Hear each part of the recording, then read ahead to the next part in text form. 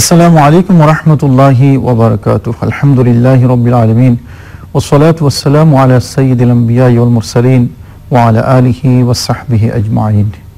দূরের ও কাছের, দেশের এবং প্রবাসের সুপ্রিয় দর্শক ও শ্রোতা, পবিত্র মাহে রমজান উপলক্ষে চ্যানেল আইয়ের বিশেষ আয়োজন টির অ্যাডভান্সড ফর্টিফাইড সয়াবিন তেল রমজান মোবারক অনুষ্ঠানে সকলকে স্বাগত জানাচ্ছি।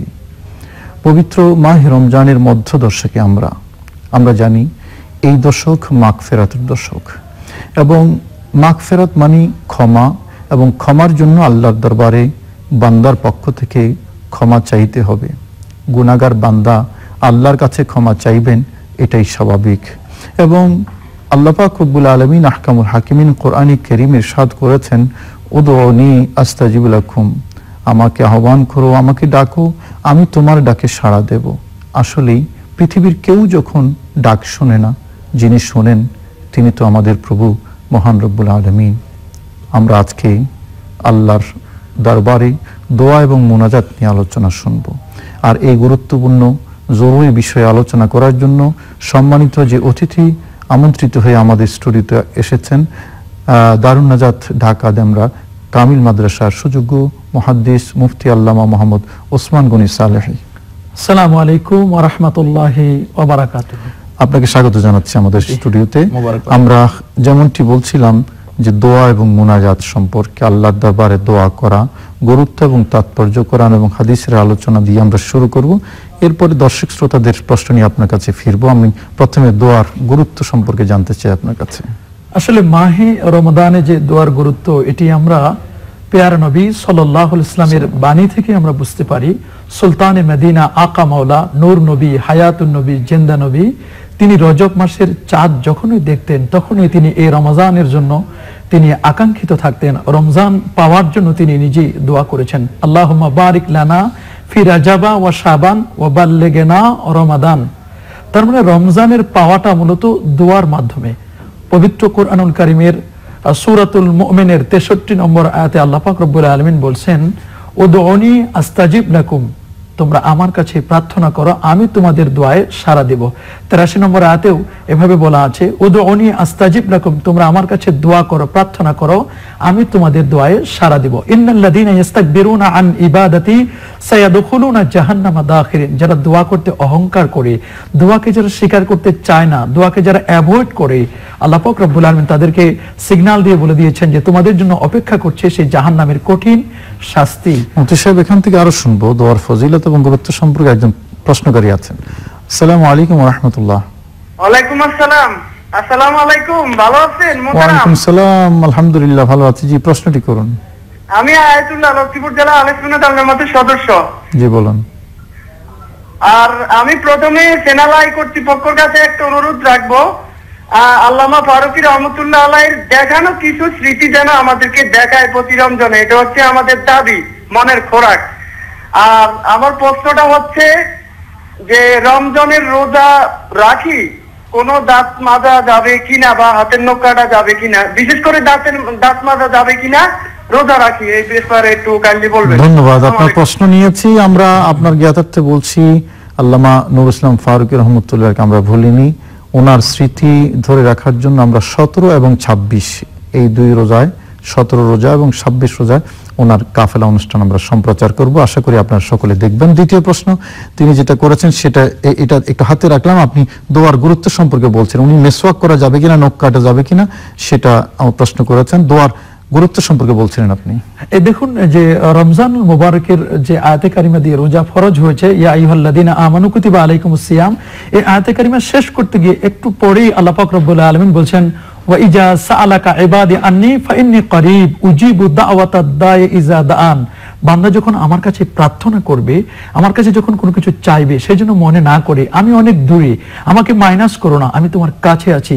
ওয়া নাহনু আকরাবু ইলাইহি মিন হাবলিল ওয়ারিদ, তোমার শাহরগের কাছে আমি আল্লাহ আছি। তাহলে আল্লাহকে আমরা দূরে রাখার কোনো সুযোগ নেই। যখনই আমরা আল্লাহকে ডাকবো তখনই আমরা পাবো। সূরাতুল ইনশিরার 7 এবং 8 নম্বর আয়াতে আল্লাহ পাক রব্বুল আলামিন বলেন, ফাইজা ফারাগাতা ফানসাব ওয়া ইলা রাব্বিকা ফারগাব। এখানে তাফসীর করতে গিয়ে তাফসীরে বাগাবির মধ্যে ইমাম মুহসিন আল বাগাবি রাহিমাহুল বারি তিনি বলেছেন, ফাইজা ফারাগাতা মিনাস সালাওয়াতিল মাকতুবা ফারাগাব ইলা রাব্বিকা ফিদ দুআ। নবী, আপনি যখন 5 ওয়াক্ত নামাজ থেকে অবসর গ্রহণ করবেন, আপনি কায়মন ও বাক্যে আল্লাহ পাকের দরবারে প্রার্থনা করুন, আল্লাহর দরবারে মুনাজাত করুন। এই মুনাজাতের ব্যাপারে পবিত্র কোরআনের বহু জায়গায় আল্লাহ পাক নামাজের পরের মুনাজাতের কথা আপনি বলছেন। হ্যাঁ, নামাজের পরে। এছাড়া আমরা রমজানুল মুবারকেও কিন্তু আমরা দোয়া করি, মুনাজাত করি। যেমন দেখুন, আমরা যখন সাহারি গ্রহণ করি, আল্লাহ পাক রব্বুল আলামিন সাহারি গ্রহণ করেনওয়ালা ব্যক্তি যারা আছে তাদের প্রশংসা বলেছেন, ওয়াবিল আসহারিহুম ইস্তাগফিরুন। আর যখন ভোরবেলায় তারা সাহারি গ্রহণ করে তখন তারা আল্লাহর কাছে ইস্তেগফার করে, প্রার্থনা করে, আল্লাহর কাছে দোয়া করে, নিজের জীবনের গুনাহগুলো আল্লাহর কাছে মাপ চায়। আর আমরা যখন ইফতার করি, সুলতানে মদিনা আকা মাওলা তিনি আমাদেরকে তালিম দিয়েছেন, শিক্ষা দিয়েছেন। এভাবে সাহাবায়ে কেরাম রিদওয়ানুল্লাহি তাআলা আলাইহিম আজমাইন যে এভাবে বলতেন যে আল্লাহুম্মা লাকা সুমতু অথবা আল্লাহুম্মা সুমতু লাকা ওয়া তাওয়াক্কালতু আলা রিজকিকা ওয়া আফতারতু বিরাহমাতিকা। এই ছিল নবীজি ইফতারের পূর্বে এটা পড়ে তারপর তিনি দোয়া ইফতার করতেন। ইফতারের পরে নবীজির একটি দোয়া আছে, সেটি হচ্ছে নবী পাক সাল্লাল্লাহু আলাইহি ওয়াসাল্লাম তিনি বলতেন, যাহাবাজ জামা ওয়াবতাল্লাতিল উরুক ওয়া সাবাতাল আজরু ইনশাআল্লাহু তাবারাকা ওয়া তাআলা। নবীজি ইফতারের পরে এই দোয়াটি পড়তেন। আমরা ইফতারের আগে দোয়াটি পড়ি, কিন্তু এই দোয়াটি পড়তে অনেক সময় আমরা ভুলে যাই। তো ইফতারের সময় দোয়া কবুল হয় সে কথা তো হাদিসে আছে। তা তো অবশ্যই আছে, সে কথাটা আমি বলতে চাচ্ছিলাম যে রাসূলুল্লাহ সাল্লাল্লাহু আলাইহি ওয়াসাল্লাম তিনি বলেছেন যে একজন মুফতির, একজন ইফতারকারী ব্যক্তি তার পরিবার পরিজনদেরকে নিয়ে যখন একা একা প্রার্থনা করে অথবা তার পরিবার পরিজনদেরকে নিয়ে যখন দোয়া করে, সে যা বলে আল্লাহর কাছে, আল্লাহ পাক রব্বুল আলামিন তার প্রার্থনাকে কবুল করেন। লা তারুদ্দু বলা হচ্ছে তার দোয়াটি কখনো আল্লাহ পাক রব্বুল আলামিন ফেরত দেন না। এই পৃথিবীতে দোয়া লাগে না এমন কেউ নাই, শুধু দোয়া লাগে না মহান মালিক আল্লাহ পাকের। কিন্তু সুলতানে মদিনা নবী পাক সাল্লাল্লাহু আলাইহি ওয়াসাল্লাম তিনিও হযরত ওমরের কাছে দোয়া চেয়েছিলেন। হযরত ওমর যখন মক্কাতুল মুকাররমে আসবেন, নবীর কাছে গিয়ে বলেন, ইয়া রাসূলুল্লাহ, ইয়া হাবিবাল্লাহ, আমি ওমরা করতে যেতে চাচ্ছি, আপনি আমার জন্য একটু দোয়া করবেন। নবী পাক সাল্লাল্লাহু আলাইহি ওয়াসাল্লাম হযরত ওমরকে লক্ষ্য করে বলেন, ওমর, আমি তো তোমার জন্য দোয়া করব, আমি নবী, কিন্তু তুমি যখন দোয়া কবুলের জায়গায় যাবে আমি নবীকে তুমি ভুলে যেও না। এখান থেকে শুনবো আরেকজন প্রশ্নকারী আছেন, প্রশ্ন নিয়ে। আসসালামু আলাইকুম ওয়া রাহমাতুল্লাহি ওয়া বারাকাতুহু। আসসালামু আলাইকুম। ওয়া আলাইকুম আসসালাম ওয়া রাহমাতুল্লাহ। হুজুর, আমি চিটাং থেকে সুলতান বলছি। জি বলুন। ওই যে আমার প্রশ্ন হলো যে বাসায় যখন গড়ে একা একা ফরজ নামাজ আদায় করব তখন একামত দেওয়ার প্রয়োজন আছে কিনা? ধন্যবাদ। এই প্রশ্নটি অনেকেরই। আরেকটা প্রশ্ন আছে হুজুর, 2 নম্বর প্রশ্ন হলো যে আমরা তো জেনে আসছি নামাজ পড়ার সময় সিজদার জায়গায় নজর দেওয়ার জন্য। অনেকে দেখি যে একা একা করে নামাজ পড়ে চোখ বন্ধ করে একদম আল্লাহর পশ্চিম দিকে হয়ে প্রশ্ন করলাম, জিজ্ঞাসা করছিলাম যে চোখ বন্ধ করে পড়তাম কেন? চোখ বন্ধ করে পড়লে আল্লাহর খানা খাওয়া আমি নজরে নিয়ে আসি, আপনার দুটো প্রশ্ন আমরা পেয়েছি, এই দুটো প্রশ্ন নিয়ে আপনার কাছে যাচ্ছি। প্রথম, এর আগেও তো একটা প্রশ্ন ছিল, ওটাও আমরা মনে হয় ওই নখ কাটা আর মেসওয়াক করার ব্যাপারে।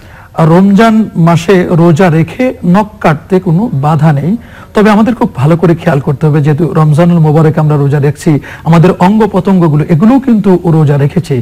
এই জন্য সাহারি থেকে ইফতারের এই মুহূর্তে আমরা যদি নখ না কেটে আমরা ইফতারের পরে যদি নখ কাটি, এটাই হবে উত্তম। তবে যদি প্রয়োজন হয় তাহলে কাটতে কোনো বাধা নেই। মেসওয়াক করা, আর মেসওয়াকের যে বিষয়টি, যে সে বলছেন কয়লা বা মাজন এই জাতীয় বিষয় দিয়ে যদি কেউ মেসওয়াক করে, তাহলে ফতোয়া আলমগীরি, ফতোয়া শামীর মধ্যে লেখা আছে যে এর মেসওয়াক করলে মাকরু হবে, তার মানে রোজাটি আল্লাহর কাছে অপছন্দনীয় হয়ে যাবে। এটি সাধারণত আমরা বিভিন্ন গাছ দিয়ে মেসওয়াক করতে পারি। নিম আছে, পিলু গাছ রয়েছে, জৈতুনের গাছ দিয়ে আল্লাহর হাবিব তিনি মেসওয়াক করতেন। আর মেসওয়াকের প্রয়োজনও একদিক থেকে আমরা নাই, যেহেতু এখানে বলা হয়েছে লা খালুফু ফামিস সাইমি আতিয়াবু ইনদাল্লাহি মিন রিহিল মিস্ক, যে আমরা যদি মনে করি যে না আমাদের দুর্গন্ধ হচ্ছে, আরেকজনের রোজা অবস্থার জন্য রাসূল করিম সাল্লাল্লাহু আলাইহি ওয়াসাল্লাম মেসওয়াক করেছেন, সে কথা আছে। আমরা পরের দুটো প্রশ্নে যাব, এই দুটো প্রশ্ন আপনি ভাবতে থাকুন, আমি আরেকটা প্রশ্ন নিয়ে আসি। আসসালামু আলাইকুম ওয়া রাহমাতুল্লাহি ওয়া বারাকাতুহু। ওয়া আলাইকুম আসসালাম ওয়া রাহমাতুল্লাহি ওয়া বারাকাতুহু। হুজুর, আমার প্রশ্ন হলো যে আমাদের নবী করিম সাল্লাল্লাহু আলাইহি ওয়াসাল্লাম ফরজ নামাজ পড়ার পরে আমাদের যে 5 ওয়াক্ত যে ফরজ নামাজ আমরা পড়ি, তখন নামাজ সালাম ফিরানোর পরে হাত উঠাইয়া দোয়া করার কোনো নির্দেশ আছে কিনা, একটি প্রশ্ন। আরেকটি প্রশ্ন হলো আপনার কাছে যে আমাদের দেশে যে সহিহ হাদিস দ্বারা প্রমাণিত, আপনারাই বলেন, অনেক আলেমরা বলেন যে তার দেখে রোজা রাখবে, তার দেখে রোজা বাঁধবে। এখন আমাদের দেশে কিছু সম্প্রদায় যে আপনার মক্কা কেন্দ্রের সাথে মিলিয়ে রোজা রাখছেন, এটা কি সঠিক কিনা বা সহি কিনা? এই দুটোই প্রশ্ন। আসসালামু আলাইকুম। ধন্যবাদ। আমি এর আগের ভাই যে দুইটা প্রশ্ন করেছেন সেই দুইটা প্রশ্নে যাই। প্রথম প্রশ্নটা ছিল যে আমি যখন বাসায় একা একা নামাজ পড়ব তখন একামতের প্রয়োজন হবে কিনা। একামতটি দেওয়া হয় মূলত এটা নামাজের একটি সুন্নাহ, মানুষকে আহ্বান করার জন্য যে নামাজ শুরু হতে যাচ্ছে। যদি জামাতের সাথে নামাজ আদায় করি তখন একামতটা জরুরি হয়ে যায়। আর একা একা যখন নামাজ আদায় করব তখন আমার ইচ্ছা, আমি ইচ্ছে করলে একামত দিতেই পারি, আর ইচ্ছে করলে আমি একামত নাও দিতে পারি, তবে একামত দেওয়াটাই উত্তম। জি, তারপরের প্রশ্নটা ছিল মানে নামাজের মানে সেজদার দিকে দৃষ্টি নামাজে যখন আমরা চোখ বন্ধ করে দাঁড়াবো তখন নিয়ম হচ্ছে যে সাজদার জায়গা আমরা দৃষ্টি দিব, অথবা দুই পায়ের মাঝখানে যে আঙ্গুল বৃদ্ধাঙ্গুলি আছে সেখানেও দৃষ্টি দেওয়া যায়। হ্যাঁ, কেউ এমনও আছে যে চক্ষু বন্ধ করে খানায় কাবাকে ধ্যান করেন বা খেয়াল করেন। আসলে খানা কাবা এটা খেয়াল উদ্দেশ্য নয়। আমাকে ইবাদত করতে হবে এভাবে যে আনতা আবুদাল্লাহ কাআন্নাকা তারা ফাইন লাম তাকুন তারা ফাইন্নাহু ইয়ারাকা। আমি এভাবে ইবাদত করব কেমন যেন আমি আল্লাহ পাক রব্বুল আলামিনকে দেখতে পাচ্ছি। যদি আল্লাহকে দেখতে না পাই তাহলে এমনটি মনে করতে হবে আল্লাহ তাআলা আপনাকে আমাকে দেখছেন। এই ধ্যান খেয়াল নিয়ে নামাজ আদায় করতে হবে, আর আমার দৃষ্টি থাকবে সেজদার দিকে। নামাজ অবস্থায় চক্ষু বন্ধ না করাই উত্তম। হ্যাঁ, কারো যদি এমন প্রবলেম হয় যে না নামাজে চোখ খোলা রাখলে আমার হুজুরি কলবের সমস্যা হচ্ছে, ফরজ নামাজে চক্ষু বন্ধ করবে না, নফল নামাজে কিছু সময়ের জন্য চক্ষু বন্ধ করলে নামাজে জায়েজ হবে, অসুবিধা নেই। আমরা আরেকটা প্রশ্ন নিই। আসসালামু আলাইকুম ওয়া রাহমাতুল্লাহি ওয়া বারাকাতুহু। ওয়া আলাইকুম আসসালাম ওয়া রাহমাতুল্লাহি ওয়া বারাকাতুহু। হ্যাঁ, আমরা শুনে এসেছি যে তাকদীর, যে আল্লাহ পাক আমাদের তাকদীরে যা লিখে দেয় তাই হয়। তো আমাদের কিছু কিছু আমল যদি আমরা ভালো কিছু আমল করি তাহলে কি আমাদের তাকদীরটা পাল্টাতে পারে? মহান আল্লাহ তাআলা কি আমাদের উপর সহানুভূতিশীল হতে পারে? আর আরেকটা প্রশ্ন হচ্ছে যে হঠাৎ করে নামাজে নিয়ত করলাম আমাদের চোখ তো থাকবে সেজদার দিকে, কিন্তু অনেক সময় দেখা গেল কি কারেন্ট চলে গেল, তখন আমি কি নামাজটাকে আমি ছেড়ে দিব, আগে আলো জ্বালাবো, না আমি কন্টিনিউ নামাজটা করতে থাকবো? ধন্যবাদ আপনাকে। আপনার প্রশ্ন নিয়ে আমরা ফিরবো। দর্শক শ্রোতা, এই পর্যায়ে সময় হয়েছে আমাদের বিজ্ঞাপন বিরতিতে যাবার। যাচ্ছি ছোট্ট বিরতিতে, ফিরে আসবো থির অ্যাডভান্স ফর্টিফাইড সয়াবিন তেল রমজানুল মুবারক অনুষ্ঠানে। কিছুক্ষণের মধ্যে আমাদের অনুষ্ঠানে থাকুন। আল্লাহু কি যে মধুর নাম, কি যে মধুর নাম। আরো একবার স্বাগত জানাচ্ছি দর্শক শ্রোতা চ্যানেলের বিশেষ আয়োজন থির অ্যাডভান্স ফর্টিফাইড সয়াবিন তেল রমজানুল মুবারক অনুষ্ঠানে, এবং আমাদের সাথে আছেন যথারীতি মুফতি মোহাম্মদ ওসমান গনি সালেহী। আমরা শুনছিলাম দোয়া সম্পর্কে। বিরতিতে যাওয়ার আগে আমাদের কাছে 4টি প্রশ্ন হাতে আছে। প্রথম প্রশ্ন যে ফরজ নামাজের পরে দোয়ার কথা আপনি একটু বলেছিলেন অবশ্য আলোচনার মধ্যে। আরেকটি হলো সুমু লিরুয়াতিহি ওয়া আফতিরু লিরুয়াতিহি। এই দুটি প্রশ্ন আমাদের এক ভাই করেছেন। দুটি প্রশ্নই যাচ্ছে আপনার কাছে। প্রথমে জামে তিরমিজির একটি হাদিস আমি কোট করতে চাচ্ছি। জামে তিরমিজি 3499 নম্বর হাদিস। সেখানে আবু উমামা হাদিসটি বর্ণনা করেছেন। রাসূলুল্লাহ সাল্লাল্লাহু আলাইহি ওয়াসাল্লামকে জিজ্ঞেস করা হলো আইয়ুদ দুআয়ে আসমাউ, কোন দোয়াটা আমার আল্লাহ তাড়াতাড়ি শুনেন? তখন নবী পাক সাল্লাল্লাহু আলাইহি ওয়াসাল্লাম তিনি উত্তরে বললেন দুবুরা সলাওয়াতিল মাকতুবা, 5 ওয়াক্ত ফরজ নামাজের পরে যে দোয়াটি করা হয় এই দোয়া আল্লাহ পাক রব্বুল আলামিন তাড়াতাড়ি শুনেন, তাড়াতাড়ি কবুল করেন। এটা তিরমিজি শরীফের হাদিস, এটা জামে তিরমিজির হাদিস। হাদিসটি সহিহ হাদিস, এই ব্যাপারে কারো কোনো ইখতিলাফ নেই। এই হাদিসটি যদি সহিহ, আরেকটি হাদিস বলবো, প্রশ্ন হলো মানে হাত তুলে মোনাজাত করার যে সেই হাদিসটি বলবো। আরেকটি হাদিস আছে জামে তিরমিজির 3556 নম্বর হাদিসে সালমান ফারসি হাদিসটি বর্ণনা করেন। আল্লাহর হাবিব বলেন ইন্না রাব্বাকুম হাইয়ুন কারীম, নিশ্চয়ই তোমাদের রব চিরঞ্জীব চিরস্থায়ী সম্মানিত। ইজা রাফাআর রাজুলু ইলাইহি ইয়াদাইহি, তোমাদের কেউ যখন আল্লাহর দরবার এইভাবে হাত তুলে মোনাজাত করে, ইস্তাহি, আমার আল্লাহ লজ্জাবোধ করেন, আই ইয়ারুদ্দাহুমা সিফরান খাইবাতাইন, তারা হাত দুটোকে খালি হাতে নিঃস্ব অবস্থায় ফেরত দিতে আল্লাহ লজ্জা হয়। এই হাদিসটাকে তায়িদ করতে, শক্তিশালী করতে সুনানে আবি দাউদের 1488 নম্বর আরেকটি হাদিসে, যে হাদিসটি মালিক ইবনে ইয়াসার বর্ণনা করেছেন, আল্লাহর হাবিব বলেন ইযা সাআলতুমুল্লাহা ফাসআলু বিবুতুনি আকুফিকুম ওয়া লা তাসআলু বিজুহুরিহা, যখন তোমরা চাইবে আল্লাহর কাছে হাতের পেট এগুলো দিয়ে চাইবে, পিঠ দিয়ে নয়। চাওয়া শেষ হলে মুখটা মাসাহ করে নিবে। এখন তো পেটও নাই পিঠও নাই, কোনোটাই কিছুই নাই। মানে এখন আর সেই যেখানে দেখুন দোয়া, এমনকি শয়তানেরও যেখানে দোয়ার প্রয়োজন, শয়তান বলছে আল্লাহ আমারে কিয়ামত পর্যন্ত হায়াত দেন। শয়তান কিন্তু রাব্বি আনজিরনি ইলা ইয়াউমি ঠিক আছে তোমার কিয়ামত পর্যন্ত হায়াত দিলাম। শয়তান বলছে আল্লাহ আমার আরেকটা দোয়া কবুল করতে হবে। বলে কি, আল্লাহ আমি যতদিন পৃথিবীতে থাকবো আমি যেন কোনোদিন অসুস্থ না হয়। আল্লাহ বলেন যাও তোমার এটাও দিলাম। শয়তান বলছে আল্লাহ আমার আরেকটা দোয়া কবুল করতে হবে। বলে কি, বলছে আল্লাহ আমি যে মানুষের মধ্যে থাকবো আমি যেন মানুষের রক্তে রক্তে যেন চলতে পারি। আল্লাহ বলছেন যাও এটাও দিলাম, তবে শয়তান বলছে তাহলে আমার সুবিধা হবে, মানুষকে আমি গোমরাহ করবো, পথভ্রষ্ট করবো। আল্লাহ পাক রব্বুল আলামিন বলেন তুমি তো 1000 বছর ধরে এভাবে চেষ্টা করবা, কিন্তু আমার বান্দা যখন অনেক পাপ করে এই মাগফিরাতের মৌসুমে যখন দুহাত তুলে বলবে রব্বানা যালামনা আনফুসানা, আমি সাথে সাথে বান্দার জীবনের গুনাহগুলোকে ডিলিট করে দেব। ওকে, আমরা তাহলে যেটা সামারি যেটা বুঝলাম যে ফরজ নামাজের পরে হাত তুলে দোয়া মোনাজাতের কথা কোরআন এবং হাদিসের আলোকে প্রতিষ্ঠিত সত্য। আমরা আরো শুনবো আপনার কাছে। আরেকজন দর্শক আছেন প্রশ্ন নিয়ে। আসসালামু আলাইকুম ওয়া রাহমাতুল্লাহি ওয়া বারাকাতুহু। ওয়ালাইকুম আসসালাম। জি জি শুনতে পাচ্ছি। আমার প্রশ্ন হলো ইনহেলার ব্যবহার করা যাবে কিনা, অ্যাজমা রোগীদের জন্য রমজান ইনহেলার ব্যবহার করা যাবে কিনা? ওকে, আপনার নিলাম আপনার প্রশ্ন। 2 নম্বর প্রশ্ন হলো যে আপনারা যে প্রোগ্রামটা করছেন এই প্রোগ্রামের এগেইনস্টে যে বিজ্ঞাপনগুলো দেওয়া হচ্ছে একটু অশ্লীল প্রকৃতির, এটার ব্যাপারে আসলে আপনাদের কি সাজেশন আর কি? ওকে, আপনার প্রশ্ন দুটি আমরা নিলাম। রুইয়াতে হেলাল সম্পর্কে, অর্থাৎ সৌমুলি রুইয়াতিহি ওয়া আফতিরুলি রুইয়াতিহি, আমরা শুনতে চাই আপনার কাছে। এটা একটা বিখ্যাত হাদিস যেটি সহিহ বুখারী, মুসলিম, তিরমিজি সহ আবু দাউদ সহ সব কিতাবের মধ্যে লেখা আছে। আল্লাহর হাবিব বলেন সৌমু লিরুইয়াতিহি ওয়া আফতিরু লিরুইয়াতিহি, তোমরা চাঁদ দেখে রোজা রাখো, চাঁদ দেখে তোমরা রোজা ছাড়বে, মানে আমরা ঈদ করব। এই একটা বিখ্যাত হাদিস। এই হাদিসটি পক্ষে এবং বিপক্ষে উভয়ের কিন্তু দলিল। কিন্তু আমাদের মনে রাখতে হবে আমাদের যে লোকাল টাইম আছে, লোকাল আমরা যে দেশে বাস করি সেই দেশে যখন আমরা চাঁদ দেখব সেই চাঁদ দেখে আমরা রোজা রাখছি, চাঁদ দেখে আমরা রোজা ছাড়বো। যেমন দেখুন আপনি পবিত্র কোরআন কারিমে আল্লাহ পাক রব্বুল আলামিন বলেন যে আকিমিস সালাতা লিদুলুকিশ শামসি, যে তোমরা নামাজ আদায় করবে যখন তোমাদের সূর্য ঢলে যায়। এটা কিন্তু বাংলাদেশে যখন ঢলে যায় তখনই কিন্তু আমরা জোহরের নামাজ পড়ি। আমরা তো সৌদি আরবে ঢলে যাওয়ার সময় কিন্তু জোহরের নামাজ পড়ি না, যদিও বিধানটা কোরআনের। বাংলাদেশকে কিন্তু মিন্স করে আল্লাহ পাক রব্বুল বলেন নাই, ইন্ডিকেট করে বাংলাদেশকে বলেন নাই যে যে অঞ্চলে থাকবে, যে অঞ্চলে যখন সূর্য ঢলে যাবে তখন তোমরা নামাজ আদায় করবে। তাই যদি এই ক্ষেত্রে আমরা উমুমিয়াত ব্যাপকতা যদি বাংলাদেশে একটা করতে পারি, চীনে এক ধরনের, জাপানে এক ধরনের, অন্যান্য দেশে যদি এক এক ধরনের হয়, তাহলে এক্ষেত্রে নবীর বাণী, আল্লাহর বাণীর মধ্যে যদি উমুমিয়াত থাকে, যে যে দেশ অনুযায়ী করছি, তাহলে নবী পাক ইসলামের বাণী যে তোমরা চাঁদ দেখে রোজা রাখো, চাঁদ দেখে তোমরা রোজা ছাড়ো, এক্ষেত্রে আমরা করব। আসলে এটা একটা মীমাংসিত ইস্যু, আমরা অপ্রয়োজনীয় কথা বলি আর কি। যাই হোক, আমি তাকদীরে যাচ্ছি। একজন প্রশ্ন করেছেন যে তাকদীর পরিবর্তন হয় কিনা দোয়ার মাধ্যমে। হাদিস পাকের মধ্যে লেখা আছে লা ইয়ারুদ্দুল কাযা ইল্লা বিদ-দুআ, মানুষের তাকদীর পরিবর্তন হয় না, তবে হ্যাঁ পরিবর্তন হয় দুয়ার মাধ্যমে। তাহলে বুঝতে হবে যে তাকদীর 2 ধরনের আছে।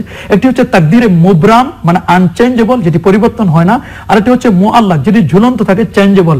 এভাবে লেখা আছে যে ব্যক্তি দোয়া করবে, কোনো বুজুর্গ মানুষের কাছে যাবে, অথবা কোরআনুল কারীম খতম করবে, এভাবে কোনো মাহফিলে যাবে, মসজিদে যাবে, দোয়া করবে, এর মাধ্যমে তার তাকদীরের মধ্যে তাকদীর মুআল্লাকটা পরিবর্তন, এটাকে তাকদীরে মুআল্লাক, যেটা একটা পরিবর্তন। ওকে, আরেক ওই ভনি প্রশ্ন করেছেন যে বিদ্যুৎ চলে গেলে মানে তিনি কি বাতি জ্বালাবেন নামাজ ছেড়ে দিয়ে? আমরা এই প্রশ্নটা শুনবো, আপনি ভাবতে থাকুন। আরেকটা প্রশ্ন নিয়ে আসি। আসসালামু আলাইকুম ওয়া রাহমাতুল্লাহি ওয়া বারাকাতুহু।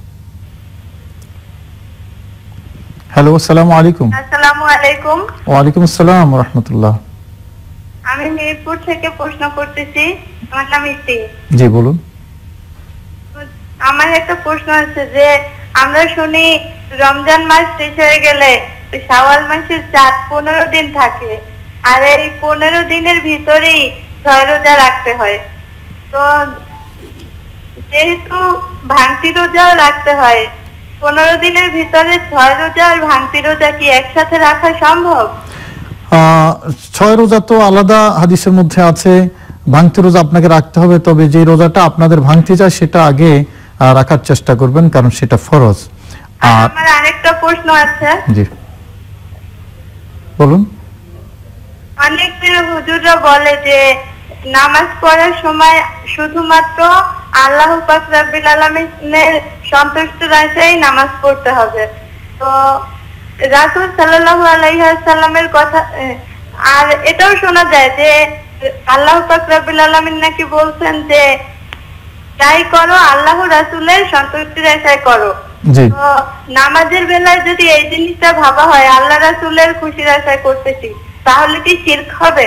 ধন্যবাদ, আপনার প্রশ্ন নিলাম আমরা। পরে আগের প্রশ্ন তো বললাম, পরের প্রশ্ন তো আমরা একটু পরে আসতেছি। বিদ্যুৎ যদি চলে যায় তাহলে তিনি কি বাতি জ্বালাবেন নামাজ ছেড়ে দিয়ে নাকি কি করবেন? না, নামাজ ছেড়ে দিয়ে বাতি জ্বালাবেন না, তিনি নামাজকে কন্টিনিউ করবেন, নামাজ ছেড়ে দেওয়ার কোনো প্রশ্নই আসে না। হ্যাঁ, যদি আমি অন্ধকারে সাজদা দেই তাহলে তো আর এটি অপছন্দনীয় হবে, তবে মাকরুহে তানজি, মাকরুহে তাহরিমি নয়, যেটা হারামের কাছাকাছি এমনটি তো নয়, তিনি নামাজকে কন্টিনিউ করবেন। হ্যাঁ, তবে যারা আশপাশে আছে তারাও বিষয়টি খেয়াল করবেন যে একজনের নামাজ পড়ছেন, আমরা তার জন্য দ্রুত বাতির ব্যবস্থা করতে পারি কিনা। আবার যারা পথ চলবেন, ঘরের ভিতরে উনি নামাজ পড়ছেন, এই অবস্থায় অন্যান্যরা যেন তার কাছে গিয়ে হোঁচট না খায়, এই বিষয়টিও খেয়াল করবেন। অন্য কেউ থাকলে তো বাতি জ্বালিয়ে দিতে পারেন, এবং সেটা আমরা ইনহেলারে যাচ্ছি, ইনহেলার এটা আরেকটা কমন ইস্যু, ইনহেলার নিতে পারবে কিনা রোজা অবস্থায়। এখানে অবশ্য দুটো বিষয় আছে, একজন যারা একজিমা এই যে আমাদের হাতে সময় কম, সংক্ষেপে বলতে হবে, তারা দুটো বিষয়, একটা হচ্ছে ইনহেলারের মধ্যে যদি সেখানে ঔষধ থাকে তাহলে ইনহেলার ব্যবহার করতে পারবে না, রোজা ভেঙে যাবে সে। আর যদি এমন হয় যে না, কোনো ঔষধ নাই, শুধুমাত্র অক্সিজেন, শুধু বাতাসটা নেওয়া যায়, কোনো ধরনের ঔষধ নেই, তাহলে বাতাস এমনি স্বাভাবিক যেভাবে আমরা বাতাস নেই এভাবে ইনহেলার নেওয়া যেতে পারে, রোজা ভাঙবে না। তবে সবচেয়ে সহজ পদ্ধতি যেটা, আমি যখন সাহারি গ্রহণ করবো ওই সময় একবার একটা ডোজ নিয়ে নিলাম, আর ইফতারের সময় যদি একটা ডোজ নিয়ে যাই নিয়ে নিই, তাহলে ডাক্তার পরামর্শ দিয়েছেন এইভাবে রোজা। লিকুইড বিষয়টা যদি ভিতরে যায় তাহলে রোজা ভেঙে যাবে। এবং এইরকম কোন রোগী যদি থাকে তাদের জন্য তো রোজাগুলো কাজা করে নেবে, অথবা যদি সুস্থ হয়। যাই হোক, আরেক বোন এই প্রশ্ন করেছেন যে আল্লাহ রসুলের সন্তুষ্টি মিলিয়ে বললে শিরিক হবে কিনা, এবং নামাজের মধ্যে রাসূল করিম সাল্লাল্লাহু আলাইহি ওয়াসাল্লামের স্মরণ সালাম তো আছে আমরা জানি, তো আল্লাহ তো বলে দিয়েছেন আকিমিস সালাতা লিযিকরি, আমার স্মরণেই তোমরা নামাজ আদায় করবে। আল্লাহর স্মরণে নামাজ আদায় করবে, কিন্তু সুন্নাত তরিকাটা তো রাসূলের, অটোমেটিক রাসূল বলেছেন সাল্লু কামা রাআইতুমুনি উসাল্লি, তোমরা আমাকে যেভাবে নামাজ পড়তে দেখেছো ঠিক আমাকে, আমার প্র্যাকটিস, আমি যেভাবে প্র্যাকটিস করেছি, জিবরিল আমিন যেভাবে আমাকে তালিম দিয়ে গেছেন ঠিক এইভাবে তোমরা নামাজ পড়বে। রাসূলের স্মরণে এতে কোনো কিছু হবে না, বরং আল্লাহ এবং আল্লাহ রাসূলের সন্তুষ্টির জন্যই তো আমরা নামাজ পড়ছি।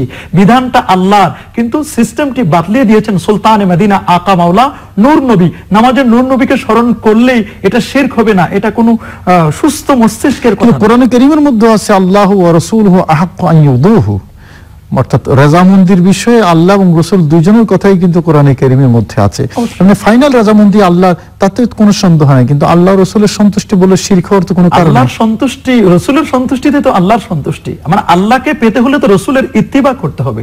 কুল ইন কুনতুম তুহিব্বুনাল্লাহ ফাত্তাবিউনি ইউহিব্বুকুমুল্লাহ, এ তো স্পষ্টই যেখানে লেখা আছে, যেখানে রাসূল করিম সাল্লাল্লাহু আলাইহি ওয়াসাল্লামের স্মরণ মানে আল্লাহর স্মরণ, রাসূলের স্মরণটাই তো আল্লাহর স্মরণ। আল্লাহ বলেন ওয়ারাফা'না লাকা যিকরাক, নবী হে আমি আপনার জিকিরকে সমুন্নত করেছি। কুল্লামা যুকিরতু যুকিরতামাই, আমি আল্লাহর নামটি যেখানে আমার দোস্ত আমার হাবিবের নামও সেখানে, দুলকে ভুলকে গ্রহে নক্ষত্রে আজানে একামতে মসজিদে মাদ্রাসায় খানকায়, যেখানে পবিত্র কোরআনুল কারীমে আল্লাহর নাম যেখানে আছে, নবী পাক সাল্লাল্লাহু আলাইহি ওয়াসাল্লামের নামও সেখানে আছে, নবীকে মাইনাস করার কোনো প্রশ্নই আসে না। আর সে আজিমে আল্লাহ পাক রব্বুল আলামিন তার নামের সাথে তার দোস্তের নামকে অ্যাড করে দিয়েছেন, সংযুক্ত করে দিয়েছেন, অ্যাড করে দিয়েছেন। যে নবী পাক সাল্লাল্লাহু আলাইহি ওয়াসাল্লামের নামের উসিলা আদম নবী মাপ পাইলো, কুল কায়নাতের মানুষ মাপ পাইবে। ধন্যবাদ আপনাকে। আসলে আর আপনি বলছিলেন আরো শুনতে মনে চাইছিল, কিন্তু সময় একেবারে শেষ। আপনাকে ধন্যবাদ জানাচ্ছি। সুপ্রিয় দর্শক শ্রোতা, দেখতে দেখতে একেবারে শেষ পর্যায়ে আমরা এসে গেছি। আপনাদেরকে আমন্ত্রণ জানাচ্ছি বিরতির পর আপনাদের প্রিয় কাফেলা দেখার। তার আগে আমরা দুইজন বিদায় চাইছি। ভালো থাকুন। আসসালামু আলাইকুম ওয়া রাহমাতুল্লাহি ওয়া বারাকাতুহু। আল্লাহু কি যে মধুর নাম।